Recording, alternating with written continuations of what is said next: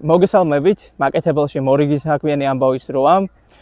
ახლა გადავწყვიტე ესეთი რაღაცა, რომ ჩემი პლატფორმების მეშვეობით თქვენ იგებთ ბიზნესთან დაკავშირებულ სხვადასხვა ინფორმაციას, საუბრობს მაკეთებელი ძირითადად мотивაციაზე, გამოწვევებზე, შესაძლებლობებზე, სხვადასხვა სფეროსთან დაკავშირებულ, ესე ვთქვათ, გამოწვევაზე, ზოგადად როგორც დამსაქმებლის პოზიციაზე, ასევე დასაქმებულის პოზიციიდან და ასე შემდეგ. ეხლა გადავწყვიტე ყველა იმ თემატიკაზე, რომელსაც ესე ვთქვათ, შევეხები ერთი კვირის განმავლობაში, გავაკეთო პატარა ანონსი და ამ ანონსის მეშვეობით რამოდენიმე თემატიკა ამოვიღო, ძირითადი, რომელზეც მინდა ესე ვთქვათ, ხაზი გავუსვა და ჩავშალო, იმიტომ რომ ძალიან მნიშვნელოვანია როგორც ბიზნესისთვის, ასევე ადამიანისთვის და მიუხედავად იმისა, რომ ხანდახან ვამჩნევთ თუ არ ვამჩნევთ კონკრეტულ საკითხებს, ჩვენს ცხოვრებასთან არის დაკავშირებული სხვადასხვა ტიპის აქტივობები, ქმედებები, რომელიც საბოლოო ჯამში იძლევა სხვადასხვა ტიპის ესე ვთქვათ, შედეგებს, როგორც ბიზნესში, ასევე ცხოვრებაში. ხანდახან ვიღებთ ხოლმე ქვეცნობიერთან დაკავშირებულ რაღაცა გადაწყვეტილებებს, რომელიც საერთოდ არ გვახსოვს თუ რატომ მივიღეთ ეს გადაწყვეტილება, ან რატომ შევიძინეთ კონკრეტული პროდუქტი, ან რატომ მივედით იქ, სადაც მივედით და ასე შემდეგ, მოკლედ, ან ვართ იქ, სადაც ახლა ვართ და ასე შემდეგ. მე მაქვს ახლა მოკლედ გამზადებული რამოდენიმე სკრიპტი, რომელსაც Reels-ის ფორმატის მეშვეობით გაგიზიარებთ მაკეთებელი. და იმედი მაქვს, რომ როგორც წინა თვეში, აპრილში იყო თქვენი მხრიდან საკმაოდ კარგი ჩართულობა, გამოხმაურებები, მსგავსი გამოხმაურებაც მოყვება მაისის თვეში. დღეს პირველი თემა, რაზეც ალბათ გადავიღებ ვიდეოს, ეს არის რეკლამასთან დაკავშირებულ ამბებზე. რეკლამები, რომლებსაც საერთოდ ვერ ვამჩნევთ, ან გონია რომ საერთოდ არ არის რეკლამა, მაგრამ რეალურად კარგად გვამახსოვრდება ხოლმე ადამიანებს და საბოლოო ჯამში რეალურად არის მსგავსი ტიპის რეკლამები ადამიანის ქვეცნობიერისთვის და ადამიანის გადაწყვეტილების მისაღებად ყველაზე კარგი შესაძლებლობა რომ გავყიდოთ ჩვენი პროდუქტი მარტივად, ხარისხიანად და რაც შეიძლება მასშტაბურად. მე ახლა მაქვს გამზადებული მოკლედ რამოდენიმე სკრიპტი, ამბავი, ჩემს ესე ვთქვათ, ბლოკნოტში. ხშირად ვუყურებ განმეორებით შუა ქალაქს და მან დარის ერთ-ერთი ესეთი ეპიზოდი, სადაც დათო და ირაკლი მოკლედ საუბრობენ რაღაცა კონკრეტულ ფეხბურთის თამაშზე, რომელსაც უყურებენ თუ რაღაც კონკრეტული არ მახსოვს ახლა და ბოლოს მოკლედ ამათი დიალოგი არის ესეთი, რომ ირაკლი მიდის სამსახურში და სანამ სამსახურში წავა დათოს ეუბნება ესეთ რამეს, რომ საღამოს ლუდი ხო გვინდა? კი გვინდა.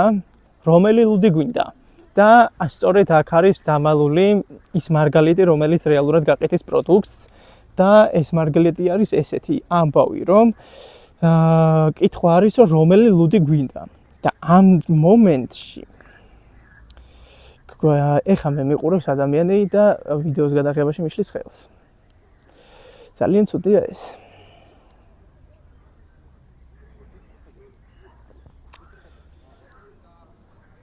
ახლაც მე მიყურებს კონკრეტულად ეს ადამიანი, რომელმაც ესე ვთქვათ, ყურადღება გამიფანტა, მაგრამ არ აუშავს გავგრძელოთ. მოკლედ, კითხვა არის ესეთი, რომ რომელი ლუდი გვინდა? რეალურად მარკეტინგული აქტივობა სწორედ აქედან იწყება, დამალული მარკეტინგული აქტივობა და ამ მომენტში ირაკლის დათო პასუხობს ესე ძალიან მარტივად. რომელი ლუდი გვინდა? აკაკი წერეთლის ნაწარმოებები გამახსენე. ამ ქმედებით დათო კი არ ამბობს, რომ რამე ქართული ლუდი დავლიოთ, ან რომელიმე კონკრეტული, უბრალოდ აი ხაზგასმით კი არა, შემოვლით ეუბნება ირაკლის, რომ რაღაცა ქართული ლუდი უნდა დავლიოთ და ეუბნება კონკრეტული მწერლის, ესე ვთქვათ, სახელდაგვარს და ირაკლი იწყებს ჩამოთვლას. ბაშია ჩუკი? არა. ღამურა? არა. გამზრდელი. და ძალიან მარტივი პასუხია, რომ ეგ არის ამსტელი და რეალურად ამ პატარა ეპიზოდში ამსტელის რეკლამა არის ჩადებული, რომელიც ალბათ იმ მომენტისთვის შუა ქალაქის ესე ვთქვათ, სერიალ შუა ქალაქის ესე ვთქვათ, სპონსორი იყო და იმ მომენტისთვის ვინცაც შეეძლო რომ ეყიდა მაგალითად ლუდი ამსტელი, ამ ეპიზოდის ნახვის შემდეგ ალბათ რაღაც გარკვეული რაოდენობა ადამიანების კონკრეტულად ამ ლუდს შეიძენდნენ ფეხბურთის ყურების დროს ან კონკრეტული აქტივობის დროს, როდესაც ისინი მიირთმევდნენ, ესე ვთქვათ, ლუდს. მსგავსი რეკლამა ბოლო პერიოდში, ესე ვთქვათ, ესეთი დამალული და ესე თქვა ისეთი შეფუთული, რომელიც რეკლამას არ გავს. მეორე მახსენდება ისევ ღამის შოუ სტუდიის პროდუქტი კაცების შოუ, სადაც ეპიზოდი არის მაგალითად ჯანელას ესე თქვა ონკანთან დაკავშირებით და მან არის ესეთი ამბავი, რომ ჯანელა ამბობს პირველ ეპიზოდში სანამ უშუალოდ ესე ვთქვათ საქართველოს ფოსტთან დაკავშირებულ შესაძლებლობას ესე ვთქვათ მალულად გაგვიმჟღერებს, ამბობს რომ პრობლემა აქვს და შედარებით გამოცდილ ადამიანს მით გამოდგა კაცს უზიარებს ბატონ დავითს, რომ აქვს ონკანი, რომელიც რაღაც ხმას გამოსცემს. რა თქმა უნდა, ამ პრობლემაზე ესე ვთქვათ იუმორით პასუხობს მისი მეგობრები. კონკრეტულ ეპიზოდში, რა თქმა უნდა, კონკრეტულ რჩევას არ აძლევენ, უბრალოდ ესე ვთქვათ აქილიკებენ მარტივად დასახლებიან. ეპიზოდია ალბათ კაცების შოუს ეპიზოდებიდან ეგ მომენტი და შემდეგი ეპიზოდი იწყება ესე რომ სადღაც რომელიღაცა საიტზე ვიყიდე კონკრეტულად ონკანი რაღაც 3-დან $5 და საქართველოს ფოსტამ მომიტანა სახლამდე და ასე შემდეგ. მოკლედ ანუ ყველაფერი და გაწერილი იყო ისე რომ თავიდან პრობლემა აჩვენა რომ მქონდა ონკანი, მეორე ეპიზოდში ამბობს რომ ვერავინ ვერ მოუგვარა, რამოდენიმე ხელოსანმა მიწერა ასე შემდეგ, მაგრამ ისევ ისი არის ეგ ყველაფერი და მეორე ეპიზოდში გამოსავალი იპოვა რომ გამოწერა ძალიან იაფად კონკრეტული ონკანი, რომელიც საქართველოს ფოსტამ ესე ვთქვათ მიუტანა სახლამდე დააყენა და მოაგვარა ესე ვთქვათ საკუთარი პრობლემა. ბოლო პერიოდში მეც ახლა ამ ერთი თვის განმავლობაში, როდესაც სხვადასხვა ტიპის ესე ვთქვათ თემატიკებზე ვსაუბრობდი, ვცდილობდი რომ ნებისმიერი აქტივობა გამეჟღერებინა რაღაცა კონკრეტული სკრიპტის მეშვეობით და მეგონა რომ აი რაღაცა ემოციური დასაწყისი თუ ექნებოდა კონკრეტულ ვიდეოს, მომცემდა სასურველ შედეგს. რეალურად რომ შევაფასოთ ეს კონკრეტული მომენტი ბოლო პერიოდში არა მარტო მე, ალბათ ძალიან ბევრი კომპანიის წარმომადგენელი აკეთებს, რომ თუ გსურს რომ მიიღო ეს რაღაცა, თუ გნებავს რომ მოგცე ეს ყოველივე, ან გინდა რომ გქონდეს ეს ყველაფერი ან ასე შემდეგ, მსგავსი დასაწყისი რაღაც გარკვეულ შედეგს რა თქმა უნდა იძლევა, იმიტომ რომ კონკრეტული ადამიანების ესე ვთქვათ ქვეცნობიერს პასუხობს, ან იმ კონკრეტული წინადადებით იწყებს ვიდეოზე საუბარს, რომელიც სასურველ შედეგს იღებს. მაგრამ უნდა ვიყოთ რეალურები, გულწრფელები, რომ მსგავსი დაწყება არის უბრალოდ შესავალი იმისა, რომ რაღაც კონკრეტული პროდუქტი იყიდოს მომხმარებელმა.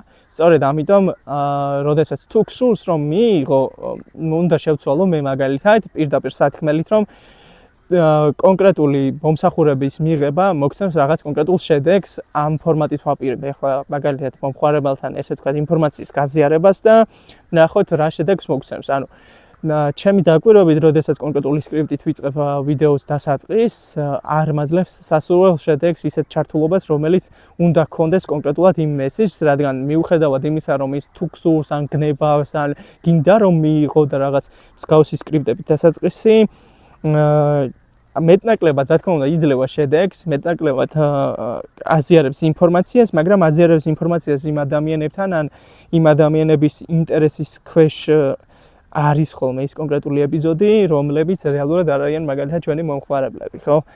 და რეალურად ნებისმიერი პროდუქტის რეალიზაციისთვის საჭიროა ვიპოვოთ ჩვენი სეგმენტი და ჩვენს სეგმენტს ვესაუბროთ მათ ენაზე, მათთვის გასაგები სკრიპტებით და მათი გასაგები, ესე ვთქვათ, მათთვის გასაგები მესიჯებით.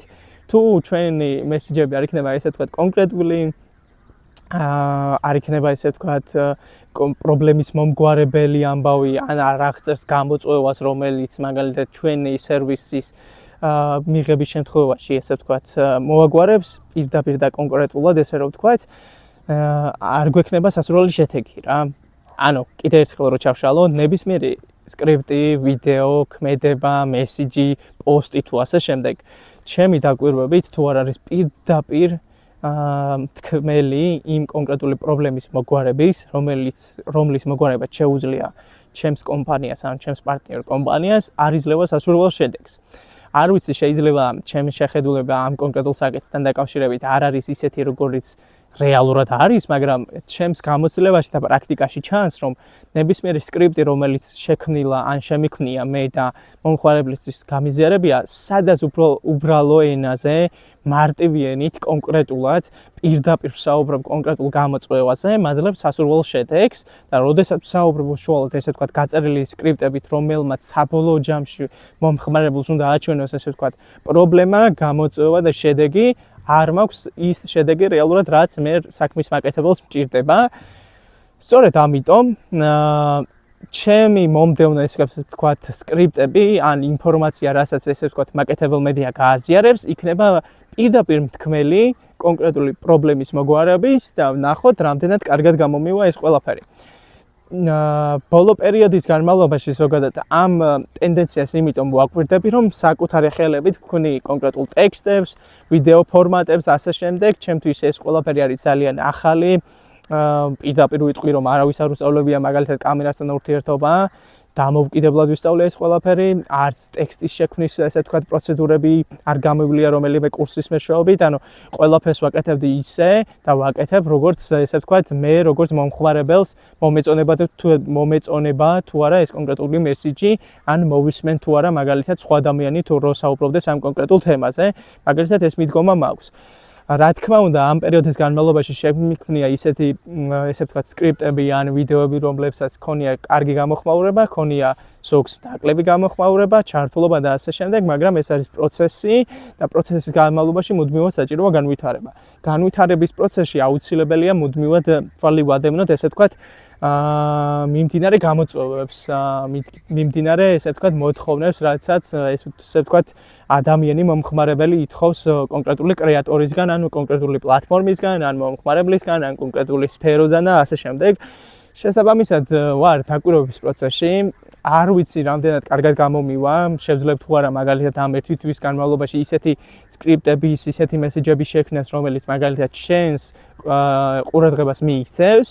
ან ისეთ თემაზე დავიწყებ საუბარს, რომელიც ძალიან დიდ ესე ვთქვათ მასაზე გამიყვანს, ანუ გამომწერები გამეზრდება მაგალითად YouTube-ზე, Facebook-ზე, LinkedIn-ზე ან ასე შემდეგ. არ ვიცი, მთელი რიგი გამოწვევებია წინ და ამ გამოწვევების შესახებ ვაპირებ ესეთი ტიპის ეპიზოდების გაზიარებას. სხვათა შორის ვიდეოების შექმნასთან დაკავშირებით არის ესეთი ძალიან დიდი გამოწვევა, თუ სად იღებ კონკრეტულ ვიდეოს, ან რა ფორმატის ვიდეოს იღებ, ეხლა მე ამ ეპიზოდისთვის ვიყენებ, ესე ვთქვათ, საჯარო სივრცეს, იმიტომ რომ არ მაქვს შესაბამის ესე ვთქვათ, საოფისე სივრცე, სადაც მუდმივად შევძლებ კონკრეტული ვიდეოების გადაღებას. რა თქმა უნდა, ეს არის ერთ-ერთი მიზეზი იმისა, თუ რატომ შეიძლება მაგალითად სწრაფად არ გავარდეს იმხელა მასშტაბზე, რამხელა მასშტაბის შეიძლება მოხდეს კონკრეტულ თემატიკაზე ჩართულობას ან ასე შემდეგ, იმიტომ რომ მაინც თვალი ჭამს და თვალი სვამს არის ერთ-ერთი მიზეზი იმისა, თუ რომელი ესე ვთქვათ ეპიზოდი ან ვიდეო იქნება ესე ვთქვათ საზოგადოებისთვის საინტერესო, ერთ-ერთი ფაქტორია ესეც. მაგრამ მე როგორც საქმის მაკეთებელს მაქვს ესეთი ჩემი პრინციპი, რომ სანამ უშუალოდ მივალ სასურველ შედეგამდე, ხარისხამდე და იმ შედეგს მივიღებს, რომელიც რეალურად მე მინდა, ვაკეთებ პატარ-პატარა ნაბიჯებს, პატარა-პატარა ნაბიჯებს, რომელიც მომცემს საბოლოო ჯამში სასურველ შედეგს, მივიღებ სასურველ ესე ვთქვათ, ჩართულობას, გამოწვევას და რა თქმა უნდა, ამ აქტივობებით ვიპოვე პარტნიორ კომპანიებს, რომლებიც ამ ესე ვთქვათ, აქტივობაში ჩადებენ ინვესტიციას, რომელიც მათთვის იქნება მომგებიანი, ანუ ნებისმიერი აქტივობა, რომელიც ეხლა ამ ეტაპისთვის მაქვს შექმნილი, მიზანი არის, რომ ახლო მომავალში მყავდეს სპონსორები, რომლებზეც ვისაუბრებ, რომელთან ერთადაც დავგეგმავ სხვადასხვა აქტივობებს, მივიღებ ესე ვთქვათ, გამოწვევებს, რჩევებს, რეკომენდაციებს და ასე შემდეგ. საჯარო სივრცეში ზოგადად ვიდეოს გადაღება დაკავშირებულია ბევრ გამოწვევასთან. მაგალითისთვის, როდესაც პარკს ან ტბას ან რა ვიცი, ნებისმიერ სივრცეს როდესაც იღებ, მზად უნდა იყო იმისთვის, რომ შენ ხარ ადამიანი, რომელიც ყველას აინტერესებს თუ რას აკეთებს ამ კონკრეტულ მომენტში. ეხლა მაგალითად ადამიანები მოდიან და მაკვირდებიან, ზოგი ჩუმად მაკვირდება, ზოგი პირდაპირ მიყურებს და როდესაც მსგავსი რაღაცა ხდება ვიდეოს გადაღების პროცესში, ძალიან რთულია ესე ვთქვათ კონცენტრაცია ან კონკრეტული სათქმელის ესე ვთქვათ გონებაში დაალაგება, რო არ შეგეშალოს, ამავდროულად უნდა იფიქრო ესე ვთქვათ, კადრზე, როგორ უნდა იყოს მაგალითად კონკრეტული ეპიზოდი დაწყებული, ან ასე შემდეგ. მოკლედ, ბევრი რაღაცაა, რომელსაც ბევრი ტექნიკური დეტალია, რომელსაც უნდა მიაქციო ყურადღება და ყველაზე მნიშვნელოვანია, რომ არ უნდა გაგეფანტოს გონება. წინააღმდეგ შემთხვევაში მოგიწევს ერთი კონკრეტული, თუნდაც ერთწუთიანი ვიდეოს გადახება 1 საათის განმავლობაში. საბედნიეროდ მე ამ მიმართულებით იმუნიტეტი გამოვიმუშავე, მაგრამ ხანდახან არის მომენტი, როდესაც ეს ყველაფერი, რა თქმა უნდა, ხელს მიშლის იმისთვის, რომ შევქმნა მაგალითად კარგი დასამახსოვრებელი ეპიზოდი. მოკლედ, არ ვიცი ხა ეს გადახვევარისთვის დამჭირდა, მაგრამ მინდოდა რომ ეს ამბავიც გამეზიარებინა. იმედი მაქვს, რომ ახლო მომავალში მექნება სივრცე, სადაც კომფორტულად, მარტივად შევძლებ გადავიღო კონკრეტული ეპიზოდები, რომელიც დაკავშირებული იქნება ბიზნესთან და ბიზნესის გამოწვევებთან, შესაძლებლობებთან და ასე შემდეგ. ყოველ შემთხვევაში, ყველაფერს ვაკეთებ იმისთვის, რომ ეს ყველაფერი ძალიან მალე მქონდეს, ხელშესახები იყოს ის სივრცე, რომელსაც გამოვიყენებ მოკლედ გადაღებისთვის, მაგრამ ჯერჯერობით ეს ყველაფერი არ ჩანს, მაგრამ აუცილებლად გამოჩნდება. მოკლედ დაელოდეთ მაკეთებელ მედიას, ესე ვთქვათ, Reels-ის ფორმატის ვიდეოებს, რომელიც დაკავშირებული იქნება რამოდენიმე თემატიკასთან. ერთ-ერთი იქნება რატომ ვერ იწყებენ ადამიანების საქმეს ზოგადად. მაგალითად, შემდეგი იქნება ბიზნესის დაწყება ბევრს სურს, მაგრამ რატომ ვერ იწყებს, რა არის დამაბრკოლებელი მიზეზი. ასევე, როდესაც გადაწყვეტილების მიღება გჭირდება ბიზნესში, როგორ უნდა მოიქცე ამ მომენტში. ამაზე ვისაუბრებ აუცილებლად.